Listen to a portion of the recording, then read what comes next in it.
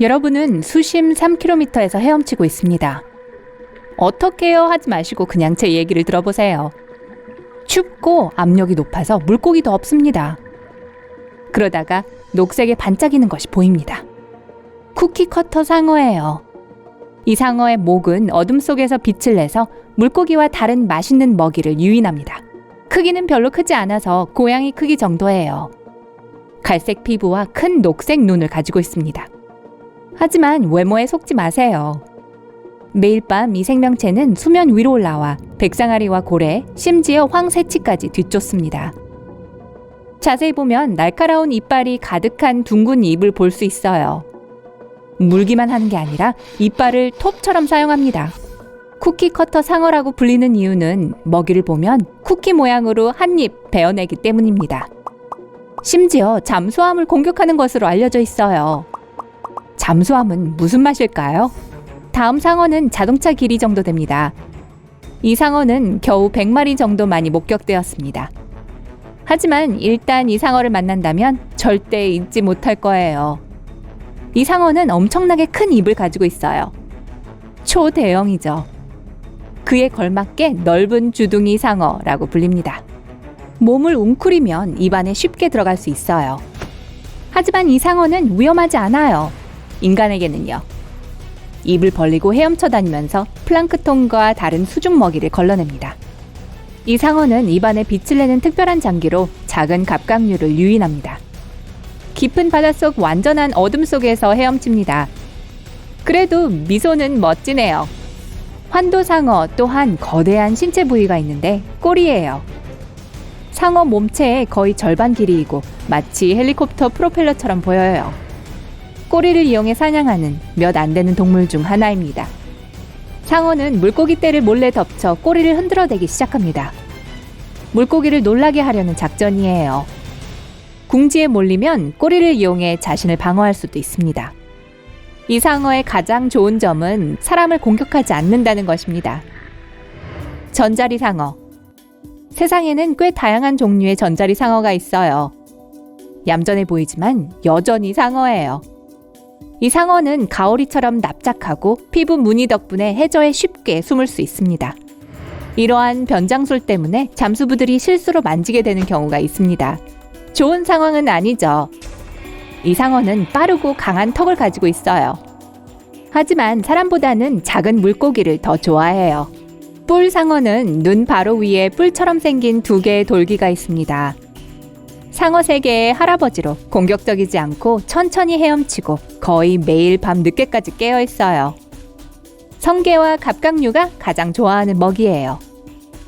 거의 발이 있는 것처럼 해저에서 지느러미를 움직입니다. 이 상어를 과소평가하지 마세요. 어떤 상어보다도 무는 힘이 강합니다. 좋아하는 먹이의 껍데기를 으스러뜨리려면 튼튼한 이빨이 필요합니다. 만약 무언가 공격하려 든다면 조심하는 게 좋아요. 뿔상어는 지느러미에 날카로운 가시가 있어요. 가장 못생긴 상어 대회가 있다면 마귀상어가 단연 우승을 할 거예요. 생긴 모양도 이상하고 분홍색 수중 오토바이 정도의 크기입니다. 긴 꼬리와 아주 긴 코를 가지고 있어요. 바닷속 깊은 곳에서 살고 오징어를 즐겨 먹습니다. 다른 상어들처럼 빠르지는 않지만 훨씬 더 교활합니다. 너무나도 기발한 비밀 오징어 잡이 기술을 가지고 있어요. 상어는 오징어 뒤에서 헤엄치면서 점점 더 가까이 갑니다. 물론 오징어는 속도를 늦추지 않아요. 하지만 마귀상어가 점심을 굶지는 않을 거예요. 상어가 입을 벌립니다. 상어의 턱은 피부 주름에 연결되어 있어서 말 그대로 턱을 입 밖으로 던질 수 있어요. 그리고 상어니까 이빨이 날카롭죠. 긴 턱은 사냥을 하는 데 도움이 되고 식사가 끝나면 턱은 입 안으로 다시 들어갑니다. 이 상어는 일본 해안에서 여러 번 목격되었고 일본 신화나 동화에 나오는 도깨비를 닮았다고도 합니다. 닌자 상어보다 더 멋진 것은 단 하나뿐이에요. 닌자 랜턴 상어죠. 바다 밑바닥까지 내려갈 수 있는 튜브가 있다고 상상해보세요. 너무 어두워서 아무것도 볼 수 없어요. 갑자기 빛나는 점이 멀리서 움직이고 있습니다. 여러분을 향해 가까이 다가오고 있어요. 그 빛은 파란색으로 빛나는 머리예요. 마치 머리가 몸에 붙어 있지 않은 것처럼 보여요. 닌자 랜턴 상어는 피부가 검기 때문에 어둠 속에서 거의 보이지 않습니다.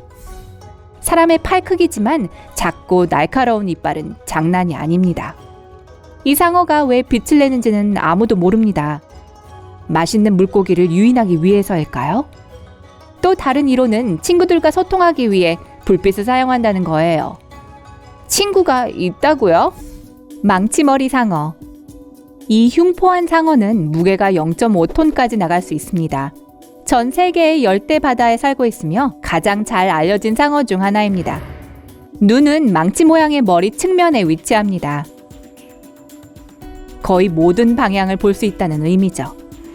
게다가 특별한 목 근육을 가지고 있어서 머리를 위아래로 들어올려 더 잘 볼 수 있어요. 가장 좋아하는 음식은 가오리입니다. 바다 바닥을 따라 헤엄치는 납작한 물고기로 모래와 바위 조각처럼 위장하고 있죠. 가오리는 주변 환경과 섞여서 살아갑니다. 위험한 것들은 대부분 헤엄쳐 지나가죠. 하지만 망치머리 상어의 눈은 모든 것을 봅니다. 이런 백상어, 망치머리 상어, 그리고 다른 큰 상어들은 약 25년 정도 삽니다. 하지만 훨씬 더 오래 사는 상어가 있어요. 그린란드 상어는 300년에서 500년을 삽니다. 주로 북대서양과 북극해에 살아요. 어둡고 깊은 곳에서 수영을 하는 것을 좋아해서 코로 먹이를 찾습니다. 바닷속에서 오랜 시간을 보내다 보니 강한 압력을 견뎌내는 방법을 터득했어요. 지구상에서 가장 오래 살고 가장 크고 가장 느린 물고기 중 하나입니다. 상상해보세요. 북극 유람선을 타고 가는데 그린란드 상어 한 마리가 얼음처럼 차가운 물속을 천천히 움직이고 있는 것이 보입니다. 아마 여러분보다 400살은 더 많을 거예요. 대부분의 상어는 잡식성입니다. 돌고래, 다른 상어, 개, 성게, 작고 큰 물고기를 사냥할 수 있습니다. 핫도그도요. 아니요, 핫도그는 농담이에요. 하지만 보닛 헤드 상어는 약간 다릅니다. 식단의 절반 정도는 해조류를 먹습니다. 사실 망치머리 상어와 관련이 있지만 머리는 망치보다는 삽처럼 보여요. 삽머리 상어? 이 상어가 헤엄치는 것을 본다면 이게 바다뱀이나 거대한 벌레라고 생각할지도 몰라요. 주름상어는 많은 상어들처럼 바다 밑바닥에서 헤엄치는 걸 좋아합니다. 맛있는 것을 쫓을 때 마치 뱀처럼 움직입니다. 그리고 뱀처럼 먹이를 통째로 꿀꺽 삼키는 것을 좋아합니다. 하지만 이빨이 없다는 건 아니에요. 약 200개의 이빨을 가지고 있어요. 톱상어는 길고 납작하며 매우 뾰족한 코를 가지고 있습니다. 코에 있는 이 이빨은 성장을 멈추지 않아요. 각 이빨에는 전기 수용기가 장착되어 있어 톱상어가 근처에 있는 물고기를 배의 레이더처럼 감지하도록 도와줍니다. 먹이가 근처에 있을 때 상어는 헤엄쳐 올라가서 코로 공격을 하고 마치 칼솜씨를 뽐내는 기사처럼 코를 이리저리 흔들어요. 이 상어가 지나갈 때는 눈을 깜빡일 시간도 없을 거예요. 방금 그거 보셨어요? 이거는요. 세계에서 가장 빠른 상어인 짧은 지느러미 청상아리를 소개합니다. 최대 시속 55km로 헤엄칠 수 있어요. 육지에서는 그렇게 빠른 속도가 아닌 것 같지만 물속에서는 빠른 거예요. 치타보다 느리지만 대부분의 개보다 빠른 속도죠. 온혈 동물인데 상어에게는 매우 드문 일입니다. 덕분에 보통 상어들이 살아남을 수 없는 춥고 먼 곳까지 헤엄칠 수 있습니다. 황새치는 훨씬 더 빠릅니다. 최대 시속 90km로 헤엄칠 수 있어요. 상어는 아니지만 여전히 놀라운 생물이에요. 경주에서 황새치는 당연히 우승을 할 거예요. 하지만 단순히 빠른 것이 아니라 특이하게 빠릅니다.